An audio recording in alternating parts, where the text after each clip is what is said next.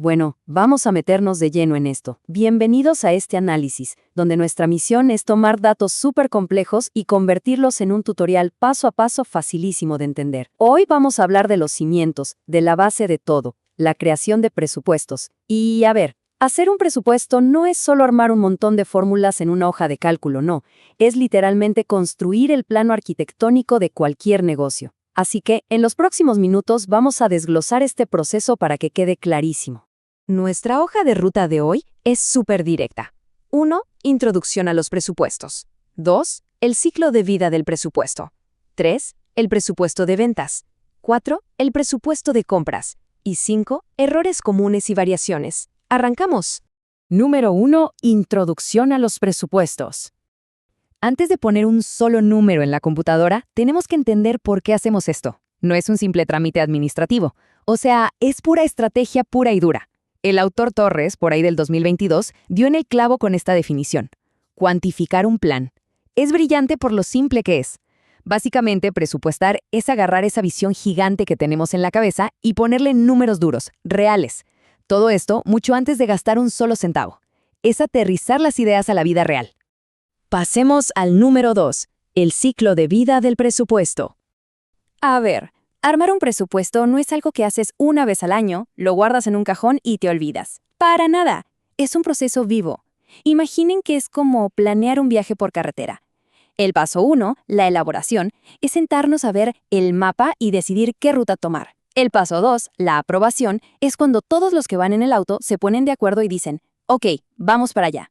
El paso 3, la ejecución, es arrancar el motor y empezar a manejar. El paso 4, el control, es ir viendo el nivel de gasolina constantemente para no quedarnos botados. Y finalmente, el paso 5, la evaluación, es cuando ya llegamos a casa y decimos, ¿qué salió bien y qué podemos hacer mejor para el próximo viaje? Y así pasamos al número 3, el presupuesto de ventas. Avancemos para ver cómo se construye esto en la práctica. Vamos a ver los números reales, que al final son el motor de todo lo demás. Y bueno, para que este motor de ingresos funcione, necesitamos tener muy claro un concepto, el margen de utilidad, o sea, el porcentaje de ganancia que la empresa espera tener. Esto es fundamental porque, fíjense, si a las ventas totales proyectadas les restamos este margen de ganancia, lo que nos queda es exactamente nuestro presupuesto de costo de ventas. Es una resta sencillísima, pero cambia el juego por completo. Vamos a desglosar esto paso a paso. Miremos octubre. Imaginen una empresa que espera vender $2.700.000 en ese mes. Nada mal. Su política interna dice que su margen de utilidad tiene que ser del 25%.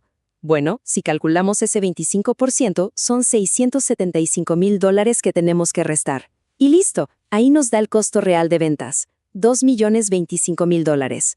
Y esta misma lógica, así de precisa, la replicamos igualito para noviembre y diciembre.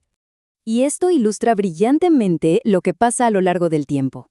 Fíjense cómo, a medida que avanzamos en el trimestre y las ventas suben de octubre a diciembre, esa brecha entre lo que esperamos vender y el costo de ventas se hace cada vez más grande. Es un ejemplo súper visual de cómo mantener un margen de utilidad constante nos va generando un volumen de ingresos mucho mayor. Número 4. El presupuesto de compras. Ojo aquí, porque proyectar unas ventas increíbles es solo la mitad del trabajo. La empresa también tiene que saber exactamente qué necesita comprar. Y aquí entra un término que no nos puede faltar, el inventario final deseado. Piénsenlo como pura prevención. Ningún negocio puede comprar mercancías solo pensando en el día de hoy. Tienen que comprar para cubrir hoy y además dejar una red de seguridad, un colchón para el futuro. Así pueden operar tranquilos y sin quedarse sin producto. Ahora, lo verdaderamente interesante de estos datos es cómo las ventas de un nuevo trimestre nos marcan el camino a seguir. Digamos que tenemos las proyecciones de enero a marzo. Vemos un costo de ventas de $302.500 en enero y $330.000 en febrero. Estos números no son casualidad, para nada. Son exactamente la línea base que nos va a decir cuánto tenemos que salir a comprar para la próxima etapa. Miren cómo cobra sentido todo cuando nos enfocamos solo en enero. La empresa tiene una regla. Siempre tenemos que tener $40.000 guardados como stock de seguridad, pase lo que pase. A eso le sumamos el 70% del costo del mes que sigue, o sea, febrero. Así que sacamos el 70% de los 330,000 de febrero, lo que nos da 231,000. Sumamos el stock de seguridad y ¡pum! Nuestro objetivo exacto de inventario final para enero tiene que ser $271,000. Y aquí se cierra el círculo para saber cuánto comprar en enero. La fórmula es súper lógica. Tomamos ese inventario final que ya calculamos de 271,000, le sumamos el costo de las mercancías que va a salir ese mes, llegando a 573,500. Pero un momento, a esto hay que restarle lo que ya teníamos en bodega desde el mes anterior, que eran 350,000. Al hacer esa resta, el número mágico de lo que realmente necesitamos comprar en enero es $222,500. Funciona como un relojito. Y, finalmente, el número 5, errores comunes y variaciones. Claro que en el mundo real, la maquinaria a veces falla. Es como cuando construyes una casa y tienes que revisar que no haya grietas inesperadas. Aquí pasa lo mismo. Tenemos que buscar por qué el presupuesto a veces no cuadra con la realidad. Las causas pueden ser de todo tipo, desde un simple error de dedo de alguien haciendo un reporte hasta decisiones conscientes de la propia gerencia que cambiaron los planes. E incluso cosas totalmente externas, como que suban los costos de los materiales de la nada o el mercado se caiga por completo. Cosas que nadie podía predecir al 100%.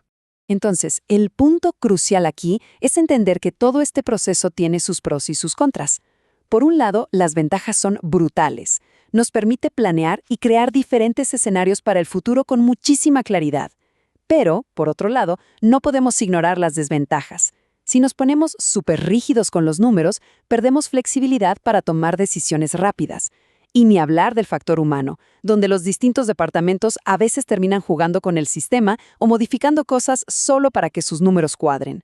Para ir cerrando, después de ver paso a paso cómo cuantificar un plan, desde proyectar las ventas hasta calcular las compras de manera exacta, queda una reflexión súper importante sobre la mesa.